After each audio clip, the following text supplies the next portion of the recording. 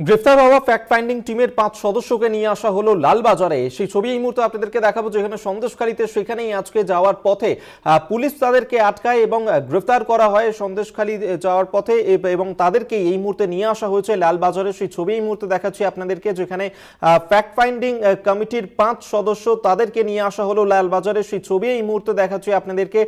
সন্দেশখালীতে সেখানেই ভোজের হাটে গ্রেফতার করা হয়েছিল এই 5 সদস্যকে। ফ্যাক্ট ফাইন্ডিং টিমের এই 5 সদস্য তাদেরকে এই মুহূর্তে নিয়ে আসা হলো লালবাজারে।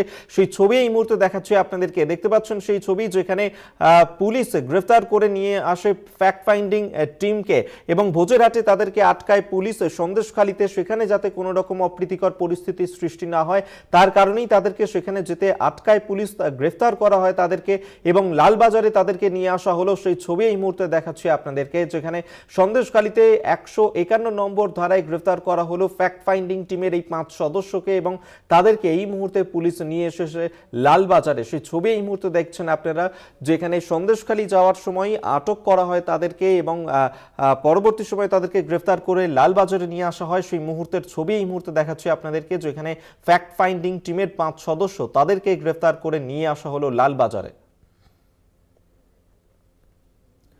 আপনাদেরকে আরেকবার জানিয়ে রাখবো, সন্দেশখালীতে সেখানেই গ্রেফতার করা হয় কেন্দ্রের এই 5 সদস্যের ফ্যাক্ট ফাইন্ডিং টিমের সদস্যদেরকে এবং 144 ধারা জারি থাকায় পুলিশ তাদেরকে সেখানে যেতে আটকায় এবং তাদেরকে আটকও করা হয় এবং গ্রেফতার করার পর তাদেরকে নিয়ে আসা হলো লালবাজারে। সেই ছবি এই মুহূর্তে দেখছেন, যেখানে ফ্যাক্ট ফাইন্ডিং টিমের 5 সদস্য তাদেরকে গ্রেফতার করার পর নিয়ে আসা হলো লালবাজারে।